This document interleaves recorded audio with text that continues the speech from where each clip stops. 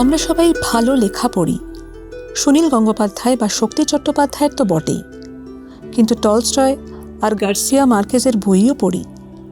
অনুবাদ হয়েছিল বলেই বইগুলি পড়তে পারি। অনুবাদক মূলত লেখকের ছায়ায় থাকতেন। তারা কি করেন কেউই জানতেন না। দিনকাল পাল্টাচ্ছে, দৃষ্টিভঙ্গিও পাল্টাচ্ছে। আমাদের দেশে শেষ দুটি বুকার পুরস্কার এসেছে অনুবাদকের সৌজন্যে। সত্যজিৎ শীর্ষেন্দু থেকে শঙ্কর শ্রীজাত বহু বাঙালির সাহিত্যের সঙ্গে পরিচয় ঘটিয়েছেন এই অনুবাদক। ইতিমধ্যেই প্রকাশ করেছেন 101টি অনুদিত বই। ইংরাজি সাহিত্য অনুবাদ করেন তিনি বাংলায়। হিন্দি ভাষায় লেখাও তাঁর হাতে পড়ে নতুন পাঠক পেয়েছে ইংরেজি বইয়ের মলাটে। কর্মক্ষেত্রে দিল্লির অদূরে অশোক বিশ্ববিদ্যালয়ে অধ্যাপক। আর তাঁর হাতে পড়ে বাংলা বই রাজ্যের পরিধি থেকে বেরিয়ে সারা পৃথিবীতে পরিচিত হওয়ার সুযোগ পাচ্ছে। আমাদের এবারের বছরের বেস্ট অরুণাভ সিংহকে অভিনন্দন।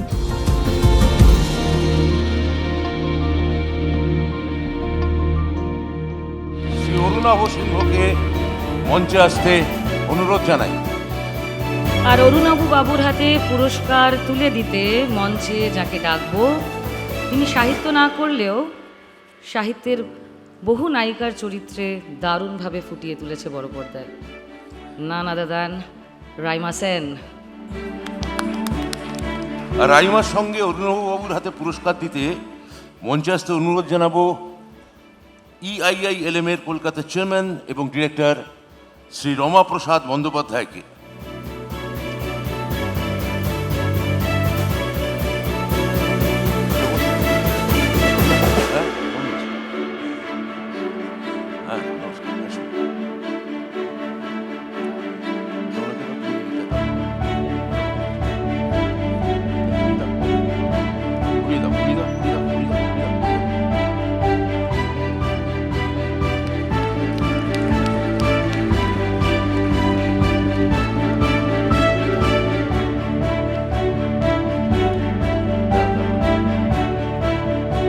অনেক ধন্যবাদ রমাপ্রসাদ বাবু আর রাইমাকে।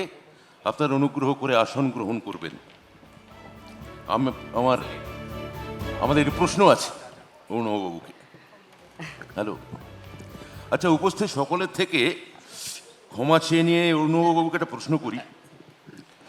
সাহেবরা বলে থাকেন এই অনুবাদ ব্যাপারটা নাকি অনেকটা নারীদের মতো, মানে ইদার বিউটিফুল অর ফেথফুল, অর্থাৎ হয় অক্ষরে অক্ষরে মিল থাকবে, না হলে পড়তে চমৎকার লাগবে। কিন্তু এই দুটো একসঙ্গে নাকি হওয়া খুব কঠিন। মানে মেলবন্ধন কি আদৌ হওয়া সম্ভব? এইরকম একটা নারী বিদ্বেষী কথা বহুদিন ধরে চলে আসছে এবং আমি প্রবলভাবে প্রতিবাদ জানাচ্ছি এই কথাটার নিয়ে। ঠিক, অনুবাদের ক্ষেত্রে তো প্রযোজ্য নয়, কোনো ক্ষেত্রেই এই কথাটা প্রযোজ্য নয়। এবং এটাতে এটাই প্রমাণ হয় যে যারা বলেছেন তারা মনে করেন যে সমস্ত ভালো জিনিস একমাত্র পুরুষরাই করতে পারেন। সেটা যে কত বড় ভুল সেটা তারা নিজেরা দেখে গেলে খুব ভালো হতো। এই যে আপনারা দেখালেন স্লাইডে, যে দুটো ইন্টারন্যাশনাল বুকার পেয়েছে ভারত থেকে, ভারতীয় লেখকদের, দুজন অনুবাদকই কিন্তু মহিলা। না, প্রশ্নটা বোধহয় বুঝতে পেরেছি অনুবাদ নিয়ে এবং পড়ার সুকোপাঠ্যতা, সেটা অনুবাদ নিয়ে। সেটা কি অনুবাদে সম্ভব? অনুবাদে অবশ্যই সম্ভব। আমরা তো পৃথিবীর সমস্ত ভালো সাহিত্য অনুবাদই প্রায় পড়ছি। আমরা অনেক সময় লক্ষ্য করি না, কিন্তু আমরা যখন রাশিয়ান বা স্প্যানিশ বা জাপানিজ বা যে কোনো ল্যাটিন আমেরিকান সাহিত্য পড়ছি, আমরা মনে করি যদি ইংরেজিতে পড়ি বা বাংলায় পড়ি যে এই ভাষায় লেখা হয়েছে, কিন্তু তা তো নয়। মূল লেখাটা অন্য ভাষায় হয়েছিল, আমরা অনুবাদটাকেই ধরে নিচ্ছি মূল লেখা। কাজেই সুকোপাঠ্য না হওয়ার প্রশ্নই নেই। এবং এই অনুবাদ ছাড়া তো আমরা পৃথিবীর কোথাও পৌঁছতেই পারতাম না সাহিত্যের মাধ্যমে। ঠিক, অনেক ধন্যবাদ আপনাকে। Thank you. ধন্যবাদ, কংগ্রাচুলেশনস अगेन। লোকে বলে এখন সাহিত্য পড়ে না। আপনি সাহিত্য নিয়ে কাজ করেন, বহু কাজ করছেন, আপনার কি মনে হয় সত্যিই কি পড়ে না, নাকি যারা পড়তো তারাই পড়েন, বাড়েনি?